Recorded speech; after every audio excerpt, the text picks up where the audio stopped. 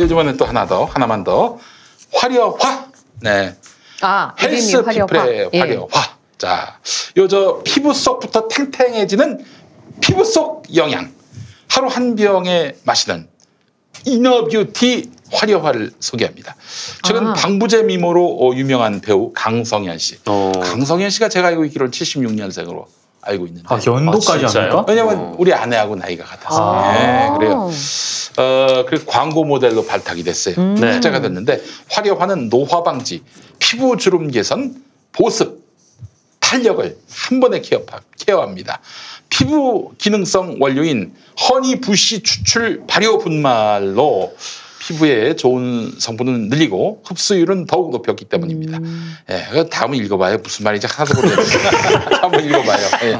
아니 이거 분말을 너무 잘 읽으셔가지고 대단하다고 생각했어요. 예, 자, 읽어보시죠. 다음. 피부에 좋은 성분을 늘리고 흡수율을 더 높였기 때문인데요. 피부 보습에 좋은 히알루론산, 탄력에 좋은 엘라스틴, 피부를 구성하는 피시콜라겐 및 엘더베리, 아연, 비타민 등의 총 21가지 피부에 좋은 성분을 뭐 죽는 속이에요? 한 병으로. 진짜 뭔 얘기인지 하나도 모르겠는데. 보통 이제 그 수분 크림 할 때 히알루론산이 들어가거든요. 그러니까 그럼 수분이 많이 들어가면 주름이 좀 펴져요. 아 진짜. 그래서 왜 약 파는 거 같아요? 뭐 화장품 뭐 이런 건가요? 네, 그러니까 화장품에 많이 들어가 있는 성분이에요. 그러니까 촉촉해지라고 보통 쓰는 성분이고요. 이쪽 방면은 무지해서. 그리고 이제 콜라겐 같은 경우는 돼지 껍데기. 콜라겐. 네, 콜라겐. 족발. 너무 자주 드시고 나면 그 다음 날 팽팽하잖아요. 그래서 콜라겐이 많지 않습니까? 그렇죠. 콜라겐 맞나요? 콜라겐. 자, 그래요. 그리고 아연과 비타민이 들어있으면 미백 효과를 가지고 있으니까 그런 것들이 다 요 한 병에 들어있다 이런 내용입니다. 이제 남녀노소 누구에게나 좋지만 아무래도 여성분들이 정말 좋아하실 제품입니다. 그 피부로 고민 중인 아내, 노화가 속상한 어머니께 선물하시면은 정말 좋습니다. 근데 그 노화로 속상한 아내는 어떡합니까? 제가 그 얘기 저잖아요. 노화로 속상한 아내. 그리고 피부로 고민인 어머니도 좋습니다. 자, 김용민 TV를 통해서 광고 보고 오시는 분들께 정말 특별한 혜택이 있습니다. 이벤트 하나, 2세트를 구매하시면 한 세트를 더 드리는 2+1. 2+1. 이벤트를 진행하고 있고요. 요게 한 세트는 아니겠죠? 이게 몇 개예요, 이게? 몇 개죠? 몇 개들이가? 30개짜리. 아이고, 하루에 하나씩 정도? 자, 이벤트 세 세트를 구매하시면 2세트를 더 드리는 3+2 이벤트도 진행합니다. 너무 많이 한다 이거. 조금만 했으면 좋겠다는 생각이 들고 너무 많이 하니까 이게 뭐 흔해 보이지 않습니까? 그 밑에는 심지어 이벤트 셋은 더 합니다 이거. 이벤트 셋은 뭐예요? 6개월분을 구매하시면 최대 6개월분을 추가 증정한다고. 한 달 1년분은 어떻습니까? 이게 맹물 아니에요 이거? 6개월 구매하시면 이제 1년치야. 농담입니다. 정말 여기서 아주 정말 제대로 홍보하려고 이번에 크게 이 창고를 방출했어요. 여러분 한번 구매해 보세요. 맛보세요. 이 도대체 이거 먹는 거거든요. 그러니까 마시는 거잖아요. 이렇게 소리가 나서 전 분말인 줄 알았는데 처음에는 화장품인 줄 알았어요. 저도 바르려고. 모양이 좀 화장품처럼 생겼는데 마시는 화장품입니다.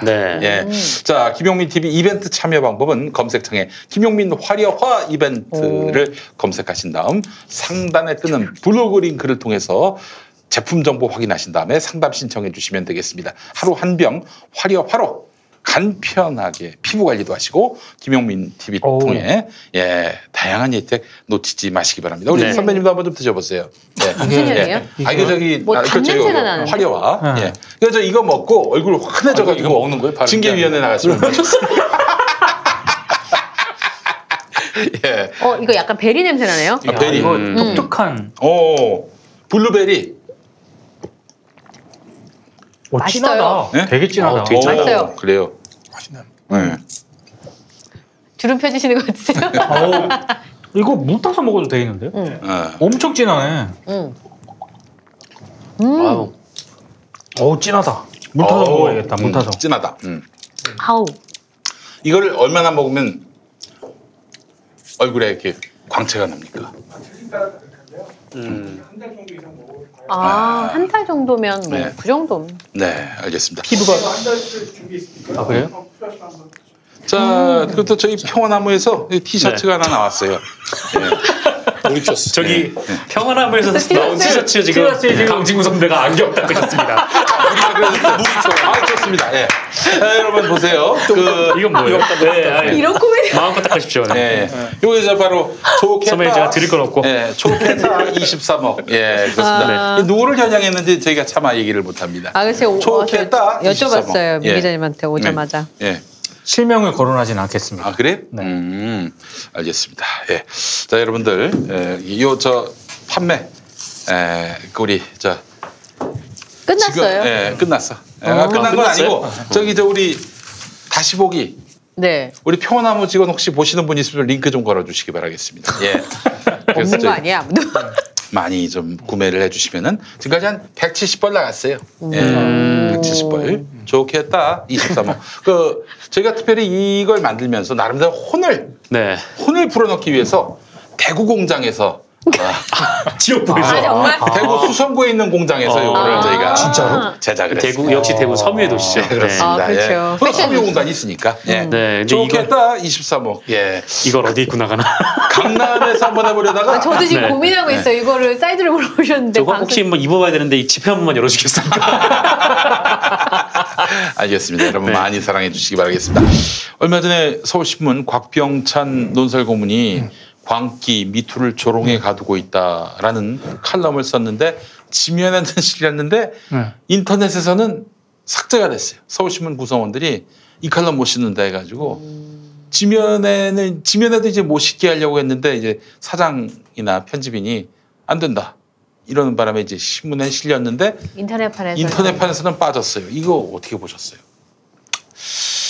그러니까 저는 경우가 다르죠. 그거는 이제 크게 보면 그래서 이미 이제 미국에서는 이제 그 미투 운동에 대한 지지와 함께 가짜 미투에 대한 경계 그런 부분들이 뭔가 저널리스트라면서 인식의 전환이 이루어지고 있잖아요. 그러니까 우리 사회에 있어서도 그런 인식의 전환이 좀 이루어지고 있는 단계 같아요. 그래서 그 뭔가 세대 간에 그 이번 이제 미투를 바라보는 데 있어서 약간 이제 인식의 차이가 드러난 걸로 보이고요. 그래서 이제 이러한 갈등 속에서 저는 새로운 이제 사회적인 합의를 좀 찾아가야 되지 않을까. 그렇죠. 그래서 뭐 미투 범죄에 있어도 우리 문명 사회가 그 이뤄놓은 무죄 추정의 원칙이라고 하는 부분들을 배제해서는 안 된다라는 거. 근데 이제 미투 문제에 있어서는 뭐 유죄 추정의 원칙이 적용되니까 참 적절한가 싶은 생각도 들고요. 그 그리고 어제인가요? 이민영 감독이 그래서 그 여성 영화제인가요? 여성의 전화에서 주최하는 거기서 그 심사위원을 본인이 그만뒀잖아요. 그 유일한 이제 그 심사위원 가운데서 청일점으로 참여하셨던 분인데, 자기도 이제 그 남녀 성평등과 그 어떤 여권 그 신장을 위해서 이 심사위원으로 참여하는 부분들에 대해서 자부심을 가지고 참여했는데 결국은 이 영화제를 주최하고 있는 그런 단체에서 보여지고 있는 최근의 행태는 이건 진정한 성평등과 너무 거리가 먼 모습을 그래서 자기가 여성의 권리 신장과 남녀의 성평등에 기여할 수 있는 곳은 여기까지인 것 같다라고 하시면서 무거운 말씀과 함께 심사위원들을 사퇴했거든요. 이런 목소리들을 사실은 우리가 이제는 좀 진지하게 좀 귀를 기울일 필요가 있을 것 같아요. 그래요. 그 글이 삭제되고 또 우리 강진구 기자님이 그 인사위원회라고 불리는 징계위원회에 이제 회부가 되시고 이런 전반적인 과정들을 쭉 지켜보면서 저는 논란이 있을 수 있어요. 후배들이 단체로 그냥 뭐 선배건 잘못됐습니다라고 얘기할 수도 있고 다양한 토론과 다양한 비판, 다양한 또 반론이 공존하는 건 좋은데 지금 힘으로써 그 불이익을 주겠다는 거 아닙니까? 아니 일단 저는 이게 파시즘이 아니고 뭔가 우리가 지금 말할 자유를 얻기 위해서 얼마나 열심히 싸워왔습니까? 그런데 지금 입 닥쳐라 지금 이러고 있는 거 아니에요. 아니 선배를 떠나서 기본적으로 같은 기록 노동자들끼리 말이야. 너 기록하지 마. 너 아무 소리도 하지 마. 이런 폭력이 어디 있습니까 사실? 그 기사가 출고되기 전에 내부에서 그 선배 기사를 가지고 뭐 논쟁이나 아니 이거는 인터넷으로 출고한 기사잖아요. 그러니까 그 하루 전에 출고하기 하루 전에 보도자료가 뿌려졌고 내가 누누이 얘기하지만 이 보도는 사실은 특히나 이 민감한 정국에 있어서 제가 하고 싶지 않았거든요. 예. 그래서 이제 누군가 이 보도자료를 좀 보도를 해주길 바랬어. 그래서 그분들한테 이거 보도자료 배포선이 어떻게 되냐라고 얘기했더니 사회부하고 문화부 이쪽으로 이제 뿌렸다고 하더라고요. 네. 그래서 후배들이 좀 이거 좀 알아서 발제해서 보도해줬으면 하고 내심 바랬죠. 그런데 이제 우리 그 편집국 데스크에 들어가서 어떻게 발제됐나 봤더니 아예 발제 자체가 안 됐더라고요. 그리고 조금 지나서 이제 그분이 한 9시쯤에 배포하셨다고 했는데 한 1시쯤 돼서 인터넷에 검색을 해봤죠. 어디 한 군데라도 좀 제발 보도해. 없더라고요. 아무 데도 없어. 없고 그런 가운데 이분들이 카톡으로 저한테 강 기자님 도와주세요 라고 카톡 문자가 오는데 이건 운명이구나. 더 이상 피할 수 없구나. 그리고 나마저 여기서 이런 분들의 이 간절한 그 목소리들을 내가 여기서 나마저 외면하게 되면 결국은 이 박하백 쪽의 목소리들은 전혀 전달이 되지 않는데 네. 일방적으로 피해자의 목소리만 존재하는 가운데서 형성된 여론 재판에 기초해서 또다시 항소심이 진행이 되면 저는 기자로서 평생의 트라우마가 될 것 같더라고요. 그래서 좀 운명처럼 제가 그 기사를 쓰는데 이게 양심에 입각해서 기사를 쓴 거예요. 당연히 저는 아예 발제도 안 됐으니까요. 후배들에 의해서. 그렇기 때문에 이제 제가 이걸 지면에까지 쓸 거라고 생각하면 당연히 보고를 했어야 되는데 저는 지금까지 그 지면에 보고하지 않고 그냥 인터넷으로만 쓰는 기사는 별다른 보고 없이 그냥 제가 다 출고했어요. 그렇기 때문에 이번 건 같은 경우도 제가 이제 피해자 반론까지 듣고 밤에 이제 어디 상가집 한 군데 들러가서 밤에 한 9시, 10시쯤 해서 밤새 그냥 기사를 쓰고 그리고 나서 이제 새벽 6시에 그냥 제가 지방 출장 어디 가기 전에 그냥 출고하고 간 거예요. 그리고 이제 말하자면은 한 28년 차 되셨어요. 경향신문에서 입사하시고 뭐 지금 편집부장이 어떻게 후배신가요? 본인은 1년 이제 선배라고 얘기하고 또 아마 회사만 본인 경력 기자인데 아마 회사 공식적인 인사 교육과는 아마 동기쯤으로 될 거예요. 한 동기급 되시는 분이 그 편집국장인데 아니 뭐 회사에 알 만큼 아시는 분이고 그 누군가의 어떤 그런 데스킹을 받지 않아도 되는 그런 말하자면은 이제 그 연륜도 갖추셨고 그런 분이고 또 뭐 그걸 다 떠나서 회사에 그렇게 인터넷에서 기자가 작성한 후 바로 올려라. 이게 권장이 됐었다면서요? 그렇죠. 그러니까 우리가 수년 전부터 강조했던 게 온라인 퍼스트였어요. 온라인 퍼스트. 온라인 퍼스트라고 해서 기자들이 먼저 가능한 선출고하고 선출고된 기사 가운데서 반응을 봐서 지면에 담겠다. 네. 이게 온라인 퍼스트거든요. 예. 그래서 그 위에 보고 없이 그냥 기자들이 판단해서 선출고하는 거는 네. 장려됐던 거예요. 예. 근데 지금 와서는 이제 제 사건이 문제가 되니까 이제 뭐 저는 뭐 그런 얘기 한 번도 들은 적이 없는데 네. 뭐 속보성을 다투는 건 선출고하고 네. 뭐 단독이나 기획 이런 것들은 당연히 위에 보고해서 출고해야 된다 이렇게 이제 얘기를 하거든요. 근데 네. 몰라요. 이제 그 후배들은 이제 그렇게 출고가 이루어졌는지 모르겠는데 네. 저뿐만 아니고 예. 저랑 같은 방을 쓰는 또 한 명의 전문 기자분이 있어요. 국제 전문 기자. 예.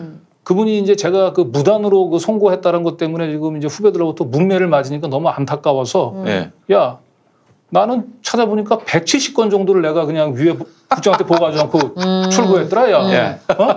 그 얘기를 하시는 거예요. 예.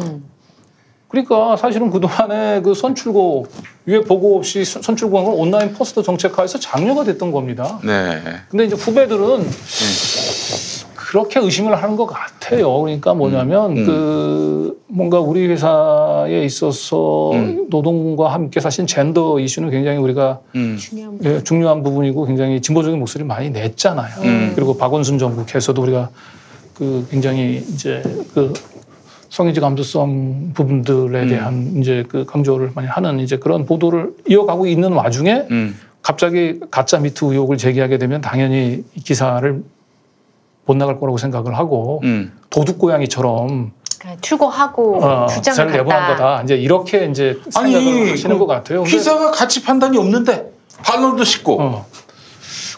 그렇죠. 그러니까 좀 그런 차원에서 조금 물론 제가 아마 기사를 나가면 후배들이 좀 불편해하긴 할 것 같다.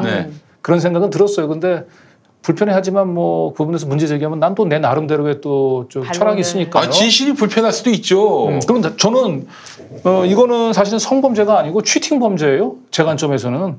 그러니까 이게 박재동 화백이 형사 사건으로 고소가 돼서 재판을 받는 상황이면 모르겠는데 박재동 화백이 성추행은 나는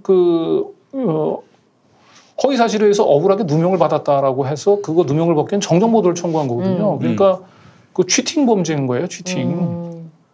그러니까 이건 사실 성범죄 보도 준칙이 적용돼야 되는 것이 아니고 취팅 범죄라는 관점에서 보게 되면 피해자는 박재동 화백인 거예요. 네. 그래서 뭐 하여튼 저는 사실은 이 부분들이 뭐 성범죄 보도 준칙 뭐 이런 걸 다 떠나서 지금까지 제가 28년 기사를 사용을 하면서 그 일관되게 기본 원칙으로 강조했던 전 진실 사실 보도 원칙에 입각해서 네. 객관적인 증거를 통해서 확보된 부분들을 통해서는 의심을 제기하고 그 부분들에 대해서 반대쪽의 반론을 저는 충분히 저는 제공을 했다고 보고 그런 차원에서 뭐 기사 자체에 뭐 흠잡을 데는 없다 기사로서. 편집국장은 그 기사 삭제하면서 뭐 기사의 문제점에 대해서 뭐 언급한 게 있습니까? 무려 3번이나 바뀌었어요. 무려 3번이나. 그러니까 제가 그래서 이제 제 보도에 대한 우리 편집국의 삭제에 사실은 정리된 방침이 없었다.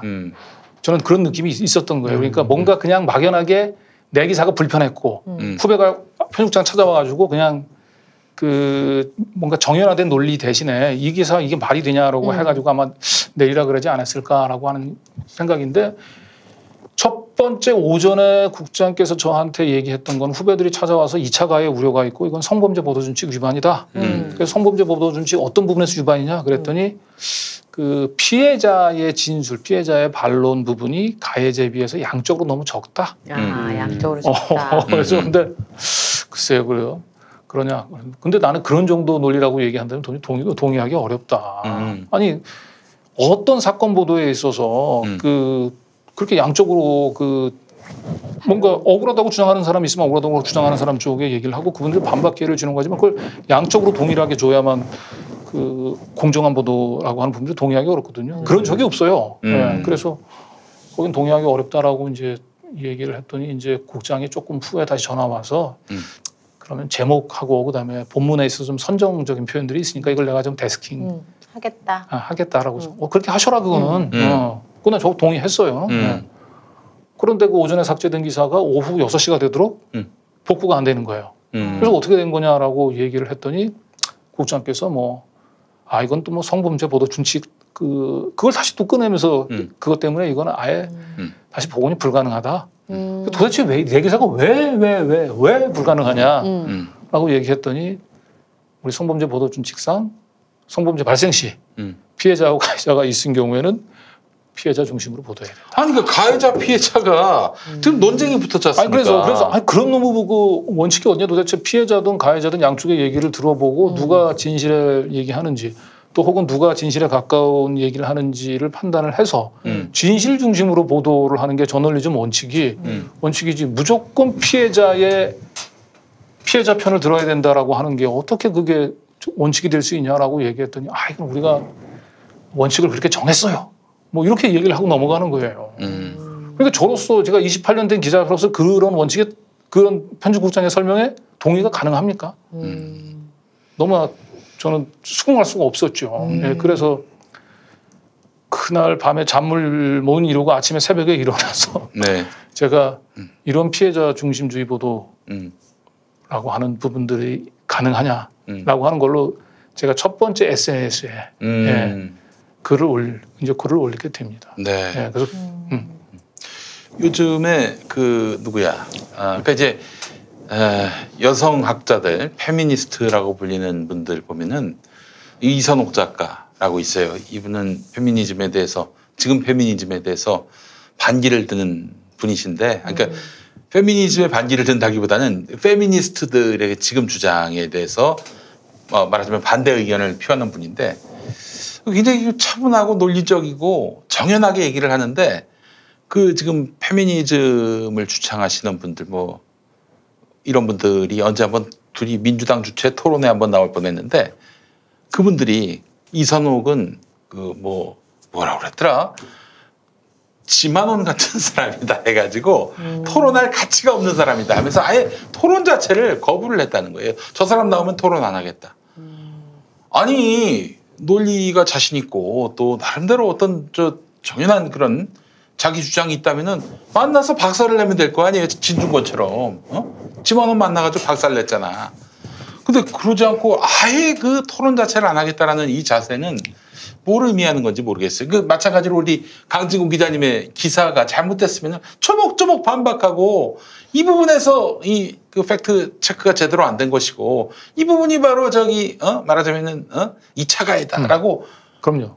정말 정연하게 비판할 수 있어야 되는 거 아닙니까? 그런 거 없이 그냥 인상 비평만 하고 징계부터 주자 이러는 거 아니에요. 아니 지금까지도 저는 제 기사에서 어떤 부분이 문제가 되는지에 대해서 그 누구로부터도 통보를 받은 적이 없어요. 지금 징계위 내일 모레면 징계에 가야 되는데 제 기사가 어떤 부분에서 문제가 되는지 저는 모릅니다. 모르는 상태에서 가야 돼요.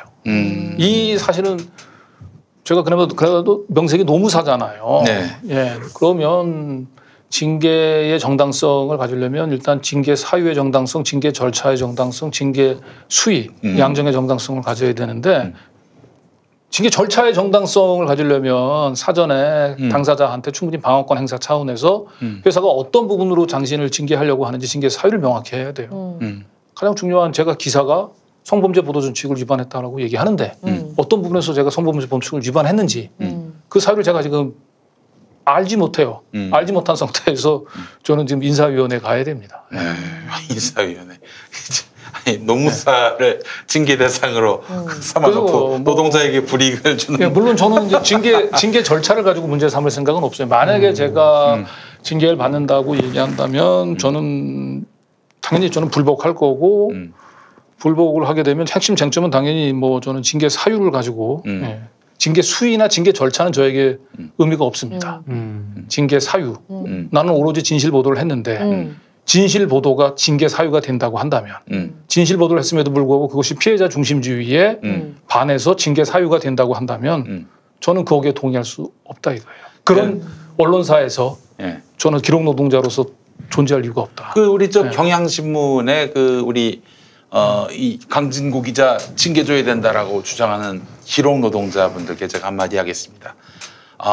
이런 거는 토론을 해야 되는 거예요. 정말 계급장 떼고 비판하고 논박하고 그래야 되는 거예요. 징계를 가해달라. 이런 야만적인 짓을 그 언론인이 언론 행위를 했다라고 그렇게 요구하는 것 자체가 쪽팔린 일입니다. 그렇잖아요. 논객이 말이죠. 논객이 가장 부끄러운 게 뭔지 아십니까?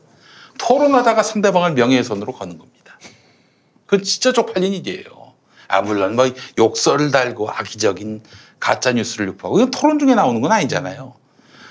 A하고 B가 정말 진실을 놓고 토론을 했단 말이에요. 그래서 서로 좀 앙금이 쌓이고 또 말하자면은 빈정이 상할 수도 있지만 그걸 갖고 권력의 힘으로 상대방을 징계한다? 그건 정말 쪽팔린 일이고 반칙입니다. 그거는. 있을 수 없는 일이에요. 그 내용을 다 떠나서. 그거 징계해봐 무슨 일이 벌어지나. 그러니까 이 파문이 불거지고 난 뒤에 경향신문 기자들하고 공개적으로 그러니까 외부에 이걸 알리지 않더라도 제가 끊임없이 편집국장과 노조위원장한테 제발 좀 내 의견을 진술할 기회를 좀 줘라. 후배들한테. 노조 산하에서 이제 지금 재징계를 요청한 데가 이제 노조 산하의 지명 감시 기구가 있습니다. 독립언론 실천위원회하고 독실이라고 줄여서 얘기하는데 이쪽에서 징계를 요청했는데 제가 노조위원장한테 얘기를 했거든요. 제발 좀 나도 좀 내 의견을 얘기할 수 있는 기회를 줘라. 라고 했는데 결국은 지금 사건이 벌어지고 나서 10일이 넘어가는데 없어요. 그런 상태에서 내일 모레 지금 인사위원회 열립니다. 그러니까 제 의견은 들어볼 가치가 없다는 거 아닙니까? 들어볼 것도 없이 너는 잘못한 거야. 징계 먹어. 이거잖아요. 무슨 그런 노동조합이 있어요. 그게. 노동조합 위원장도 이거 볼 텐데 그 좀 쪽팔린 줄 아셔야지. 아니 거기에 대해서 뭐라고 좀 응답이라도 해야 될 거 아닙니까? 저도 조합원이에요. 조합원. 그 다수의 조합원들이 징계를 줘야 된다라고 하는 이유로 개별 조합원의 의견도 들어보지 않고 그 묻지마 징계 회부 그리고 그런 징계를 했다는 사실을 외부 매체 미디어를 통해서 공개적으로 망신을 주고 기자한테 그리고 저한테는 외부 활동하지 말라고 얘기하고. 이런 것은 제가 볼 땐 우리가 기자들이 그동안에 공격하던 대표적으로 반민주적인 언론들, 예를 들면 MBC 김재철 사장 체제하에서나 있었던 그런 일들 아닌가 싶은데요. 아니 그 징계위원회, 인사위원회에는 유희곤 씨가 들어갑니까? 안 들어갈 겁니다. 안 들어가요. 네. 노조위원장 들어갑니까? 안 들어갑니다. 아예 노조위원장이 원래 들어가게 돼 있죠. 왜냐하면 이제 조합원의 징계 관련해서는 노조의 의견을 듣게 돼 있거든요. 예. 그런데 지금 노조 산하에 있는 독실위에서 나를 징계하라고. 노조 산하예요? 예.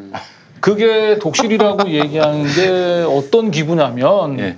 1987년도에 6.25 당시에 경향신문이 정권의 나팔수라고 하는 시민들의 분노와 함께 서울역 앞에서 불태워지는 걸 보고 우리 선배 기자분들이 그 언론 자유를 지키기 위해서 만든 기구가 독립언론 실천입니다. 노조산하에. 네. 그 독립언론 실천위가 이제는 거꾸로 기자의 펜대를 꺾는 그리고 징계를 하는 인사위원회 혼자 가시는 거예요? 원래 노조위원장이 들어가야 돼 있잖아요. 그건 모르겠습니다. 아마도 노조위원장께서 못 오지 않을까 싶은데요. 왜냐하면 노조 산하에 있는 독실위에서 징계를 하라고 얘기했는데 뭔 얘기를 하겠습니까 본인이? 노조위원장이 와가지고. 네. 뭐 노조위원장이 들어오면 노조원에 같이 방어를 하게 돼 하는 뭐 그런 형태인데 변호사 같은 역할. 뭐 일종의 그런 거죠. 근데 노조 독실위에서 이렇게 얘기를 한 거면 노조위원장이 들어가서 사약을 내려주십시오 이러는 거 아닙니까? 내부쳐 주십시오. 아, 참 너무 슬픈 이야기입니다. 슬픈 이야기예요. 아니 이게 좀 조심스러운 질문이긴 한데요. 이 사안 자체만으로 지금 경향신문 내부에서 강진무 선배에 대한 이런 분위기가 형성이 됐다고 보시는 거예요? 아니면 뭐 다른 어떤 그런 뭐 그전서부터 그 누적이 많이 됐던 것 같아요. 그러니까 제가 2016년도에 탐사보도 팀장을 하면서 그 밑에 있는 이제 후배들한테 제가 뭐 하면서 이제 했던 얘기 중에 하나가 아마 당신들은 완성된 기자가 아니다라고 하는 얘기를 했었는데 그거는 뭔가 그 저하고 그 탐사보도라고 하는 부분들이 사실은 완벽하게 퍼즐이 안 껴지거든요. 완벽하게 퍼즐이 껴지지 않은 상태에서 하지만 어쨌든 그 객관적으로 수집한 그 팩트를 기충해서 충분히 합리적인 의혹을 제기하고 상대방한테 반론을 제기를 했으면 그 정도 범위 내에서 우리가 그 기사를 내보낼 수 있다라고 하는 제 얘기에 너무 강하게 완강히 버티더라고요. 그리고 이제 막 이제 입사한 1년차 기자도 그러고 그리고 제가 또 하나 찍히게 된 게 뭐 그 기사가 되고 안 되고의 판단은 기자가 하는 거지 전문가가 하는 게 아니다. 이 얘기. 전문가가 그 문제가 안 된다고 얘기하는데 왜 강 선배가 그걸 문제가 된다고 기사를 쓰라고 하냐라고 하는 부분들. 전문가가 안 된다고 얘기하는데 그걸 기사를 쓰는 거는 기자의 양심의 자유. 그걸 훔치는 거다. 뭐 이런 부분들이 있으니까 뭔가 그 정의감들은 분명히 살아 있거든요. 정의감들은 살아 있는데 그게 이제 28년 기자 생활 하다 보면 그 정의감들이라고 하는 부분들이 표출될 수 있는 그리고 기사로 만들어지는 부분이 다양한 측면들이 있단 말이에요. 근데 그런 부분들을 좀 공유하고 싶었는데 안 듣더라고요. 좀 그게 답답했어. 그러다가 내가 좀 사실은 나도 마찬가지지만 당신도 당신네들도 완성된 기자가 아니다라고 얘기를 했는데 그 앞에 부분 쏙 빠지고 나도 마찬가지지만 빠지고 나도 마찬가지도 빠지고 그리고 당신은 미숙한 기자다라고 하는 것도 뭐 완성된 기자가 아니다라고 하는 표현이 이제 미숙한 기자다라고 후배 기자들 비하하는 선배로 그리고 이렇게 후배들의 의견도 전부 무시하고 너무 독선적인 선배로 예 그렇게 해서 한번 그 뒤로 제가 이제 대자보에 한번 좀 붙었어요. 네, 그래서 이제 이게 뭐냐면은 그리고 요 직후에 이제 어떤 일이 있었냐면 그 진해원 검사 파동이 있었죠. 진해원 검사 유희곤 씨가 등장하는 진해원 검사가 페이스북에다가 나도 기자로부터 굉장히 위협적인 전화를 받았다. 채널A 사건 터졌을 때 그걸 페이스북에 올렸는데 우리 경향신문에서 집단 성명을 발표했잖아요 거기에.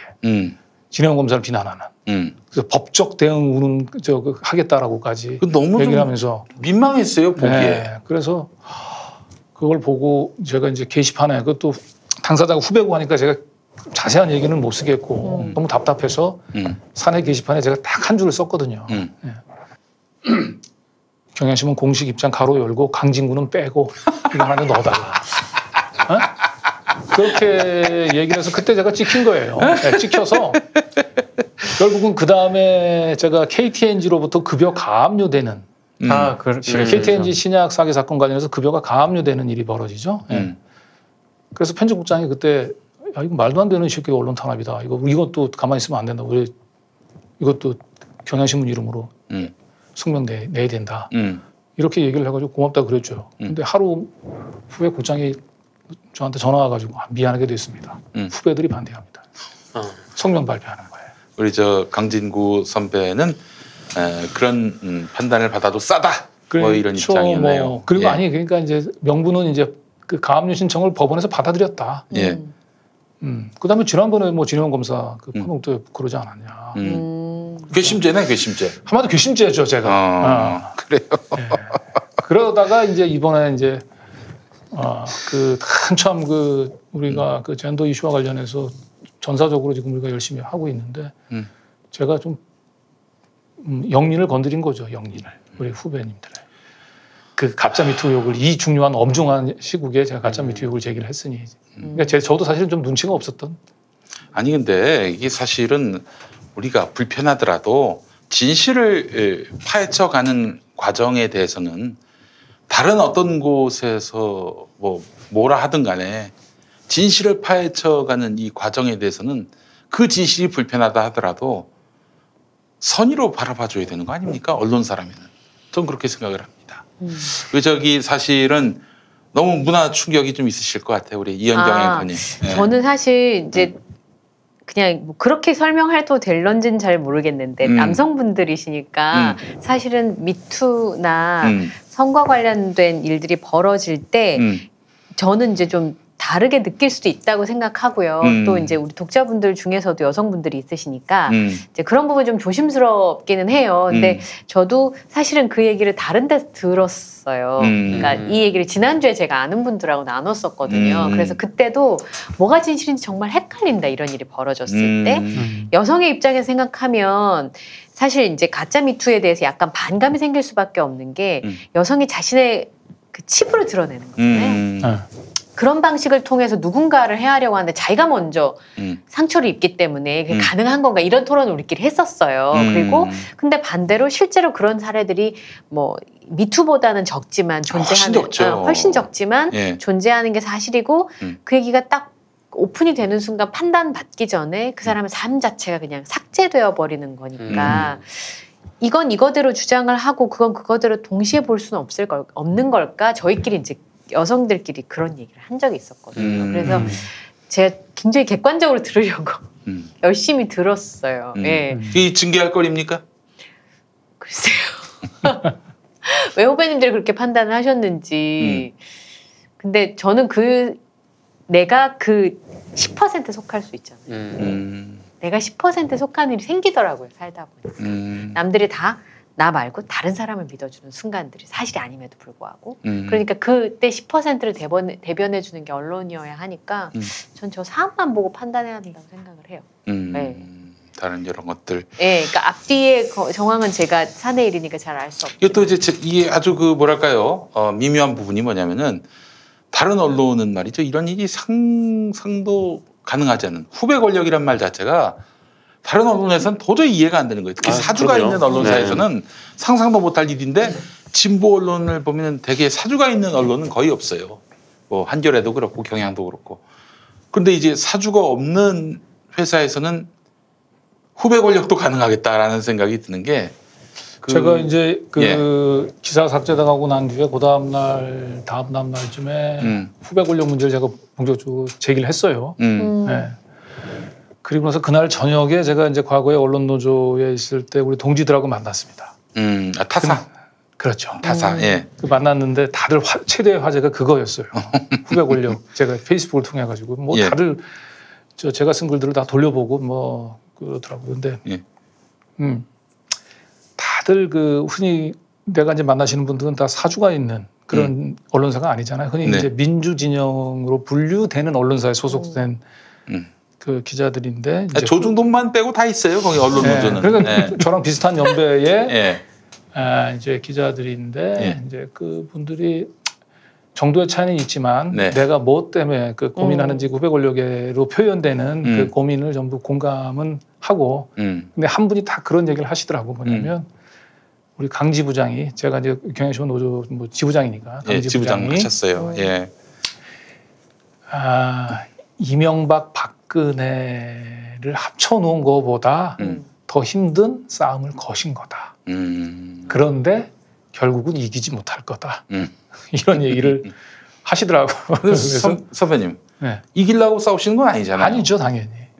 이기려고 싸운 건 아니고. 후배 권력들 아주 매운맛을 좀 보여줘서 차렷 열중시키겠다. 이거 아니잖아요. 아니고 뭔가 후배 권력으로 표현되는 그 언론사 내부에 문제가 있잖아요. 제가 그걸 후배 권력이라고 표현을 한 건데 그래서 아마 그게 표현에만 집착하면 되게 불편하긴 할 텐데 그 표현으로 얘기하고 싶은 게 뭔지는 다들 느낌이 있을 거예요. 괜찮아요. 저기 경향신문이 예전에 이제 낙검수를 문화 권력이라고 했어요.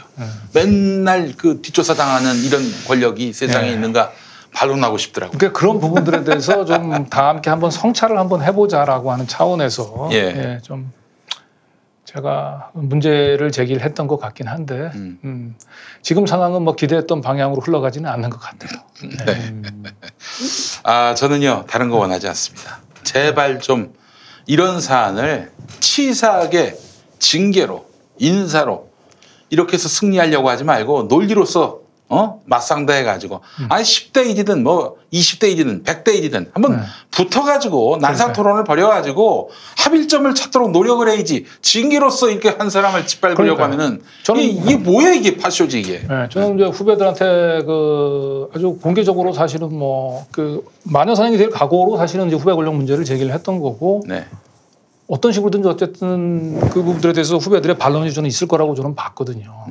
근데 놀랍게도 사실은 뭐 제가 제기했던 후배 권력의 문제들을 그냥 뭐 실체 없는 후배 권력 가지고 얘기한다라고 얘기를 얘기하고 그 실체 없는 후배 권력이 지금 징계위원회에 올려버렸어요. 그러니까 본격적으로 제 문제 제기에 대해서 그 후배들이 논리적으로 반박을 하는 게 전혀 지금 나오지 않고 있어요. 제가 오죽하면 지금 뭐 노조나 편집국장한테도 좀 같이 만나고 싶다, 만나서 얘기하고 싶다라고 그랬는데 발언 기회를 안 주잖아요. 그런 상태에서 그냥 징계 회부하고 그래서 어떻게 보면 이제 저는 우리 회사 내에서 공식적인 마이크는 인사위원회 가서 주게 되는데 인사위원회에서는 후배들이 없잖아요. 그냥 그 징계 인사위원인 그냥 그 이사분 3분이 있거든요. 후배들하고 얘기를 하고 싶어요, 사실은. 근데 이사분들하고 얘기를 해야 되니. 그게 좀 굉장히 답답한 심정이죠. 자, 뭐 오늘 이렇게 모든 이야기를 다 듣지는 못했지만은 이심전심 통할 것 같습니다. 예전에 갑자기 우리 선배님 말씀 듣다가 한완상 전 부총리가 생각이 났어요. 2013년 1월에 어떤 음식점에서 동아투이 선배들하고 있는 자리에서 뵀었는데 그 양반 하신 말씀이 뭐냐면은 야, 내가 얼마나 전생에 죄를 많이 지었으면은 이 한 인생에 유신 정권을 2번 만나냐. 박정희 때도 한 번 만났고 박근혜 때도 또 한 번 만난 거예요. 내가 무슨 잘못을 저질렀다고 내가 이렇게 한 인생에 유신을 2번이나 만나냐 이런 말씀을 하셨는데 저는 사실 뭐 촛불혁명과 함께 우리 민주주의가 언론의 자유가 더 이상 후퇴하지 않을 것이다라는 믿음을 정말 콘크리트처럼 가졌었는데 이렇게 예기치 않은 곳에서 예상치 않은 곳에서 이렇게 이런. 근데 저는 저희 후배들이 기본적인 정의감은 있는 후배들이고요. 그리고 그 후배의 권력이라고 하는 표현을 종전 우리가 그 부정적인 개념에서의 권력하고는 저는 등치시키려고 했던 건 아닌 거예요. 저는 충분히 그 후배들이 선배들이 하고 싶었던 이 목소리에 좀 진지하게 귀를 기울이고 같이 대화로 나와서 뭔가 새로운 우리 사내의 뭔가 그 합의, 그죠? 신문을 만드는 부분들에 대해서 그런 계기로 사실은 이게 이어져야 된다. 이걸 자꾸 강진구 하나 징계를 해서 후배들이 뭘 얻겠습니까? 그리고 지금 제가 보기에는 굉장히 안타까워요. 지금 거꾸로 지금 후배들이 저를 때릴수록 저는 밖에서 굉장히 지지가 높아가는데 그 대가로 제가 28년 몸담고 있던 경향신문과 그다음에 후배들이 저렇게 그 밖에 있는 시민들로부터 저렇게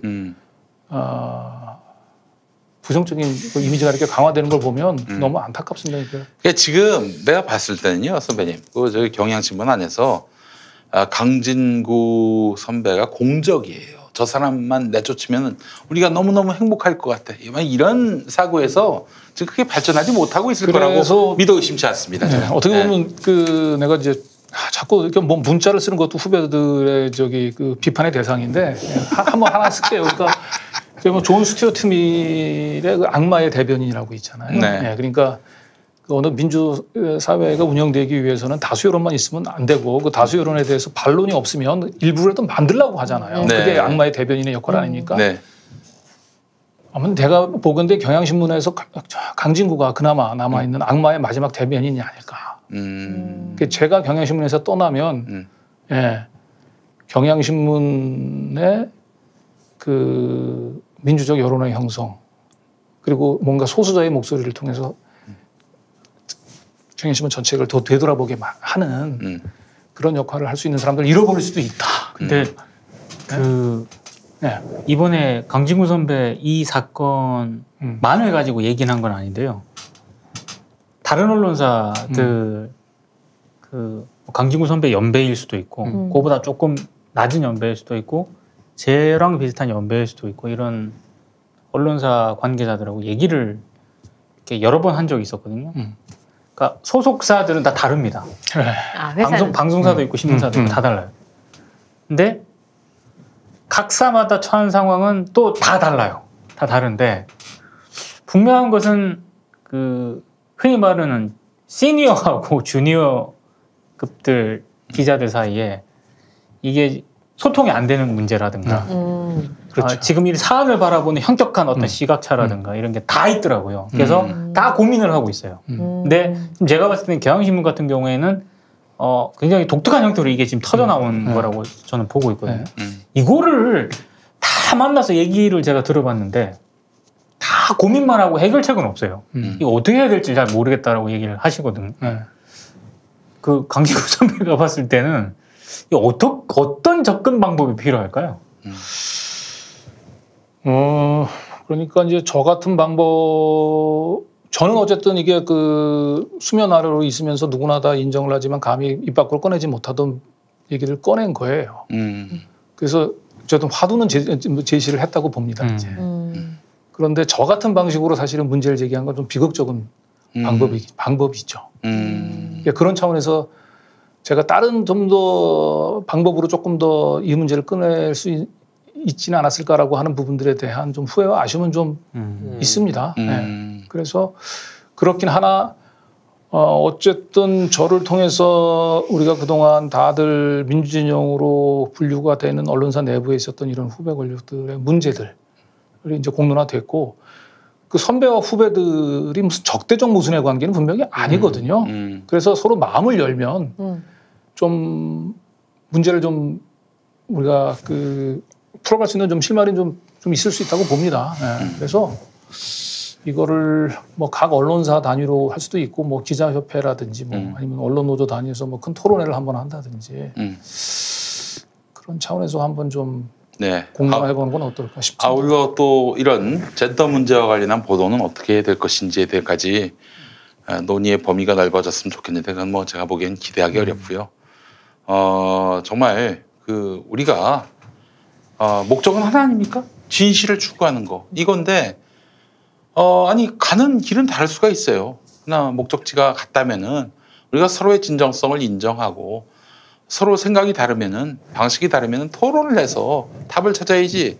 이런 징계라는 권력 행위를 통해서 이런 일들을 풀어나간다는 것 자체는 이건 정말 야만에 다름없습니다. 제가 경향신문에 대한 애정은 정말 많이 없지만은 그러나 우리 경향신문에 종사하시는 분들 정말 그 징계는 셀프 빅엿입니다. 정말 큰일 나는 거예요.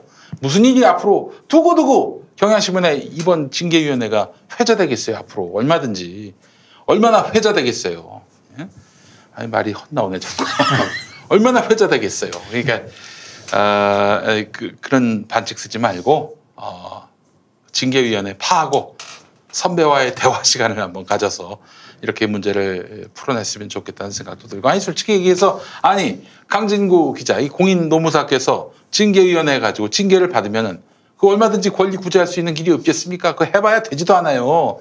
저도 이제 예전에 노조 사무국장도 하고 징계도 받고 저기 구조조정도 당하고 검찰 가서 조사도 받고 그랬는데 이거 갖고 징계위원회 열어서 얻는 거 하나 없습니다. 제가 많이들 보시니까 한마디 하는데 이 강진구 선배하고 뭐 논의해서 하는 거 아니에요. 정말 큰일 납니다.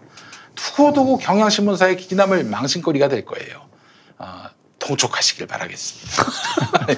자, 이런 말씀 드리면서 오늘 강진구 기자님 오늘 나오셔가지고 징계 사유가 하나 더 추가됐어요. 어디 나가서 말하지 말라. 말하지도 마라, 쓰지도 마라 이랬는데 그동안 SNS로 많이 또 입장을 표명하셨습니다. 오늘 또 방송 나오시면서 쐐기를 박았네요. 이러다가 저 해고되는 거 아닙니까?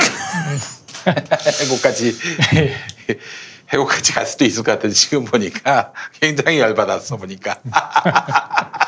자, 그러나 이성이 중요합니다. 예, 합리적 사고로 경향신문이 이런 문제에 있어서 멋진 또 새로운 돌파구를 마련하는 그런 전통을 세우셨으면 좋겠다는 생각이 드네요. 예, 마지막으로 우리 강진구 기자님 한 말씀 더 해주시고 마무리할까요? 예, 저는 경향신문을 사랑합니다. 그리고 경향신문에 있는 28년 동안의 세월들을 또 자랑스럽게 생각합니다. 그리고 저와 함께 많지 않은 급여를 받으면서도 제대로 된 기자로서의 길을 걷고자 노력하는 후배들의 충심을 기억합니다. 그리고 이해합니다. 그럼에도 불구하고 지금 현재 우리 내부에 존재하는 문제들이 있습니다. 그런 문제들을 회피하지 말고 그리고 그런 문제들을 극복을 하면 우리 한 단계 더 전진할 수 있습니다. 그런 차원에서 제가 여기서 나왔습니다. 저는 후배들과의 대화를 그리고 후배들과의 진심 어린 대화를 간절히 원하고 있습니다. 네. 제발 좀 문을 열고 저를 좀 받아주시기 바랍니다. 예, 알겠습니다. 한 가지 이제 광고 말씀을 좀 드리면은 네. 마무리를 이렇게 이 마무리를 굉장히 잘 끝내는데. 저기 내일 모레입니다. 내일 모레 수요일? 네, 수요일 아침 9시 반에 경향신문사 앞에 모여가지고 강진구 기자 응원 행동을 할 예정입니다. 여러분 경향신문사 아시죠? 중구 정동에 있는 그 앞에서 징계위원회가 그 시간에 열리는데 오는 수요일 아침 9시 반에 경향신문사 앞에 모여서 강진구 기자 응원 행동하니까 여러분 많이 관심 가져주시고 많이 참석해 주시기 바라겠습니다. 저도 가급적이면 참석해서 우리 강 선배님 아무 일 없이 무탈하게 나오실 수 있도록 응원하겠습니다. 예. 자, 오늘 함께해 주신 강진구 기자님 감사하고 세 분도 수고하셨고 저희는 다음 주에 또 우리 또 대체 공휴일 아니겠습니까? 네네. 한 주 또 쉽니다. 네, 그렇군요. 그 다음 주에 또 뵙도록 하겠습니다. 여러분 고맙습니다. 감사합니다. 고맙습니다. 고맙습니다.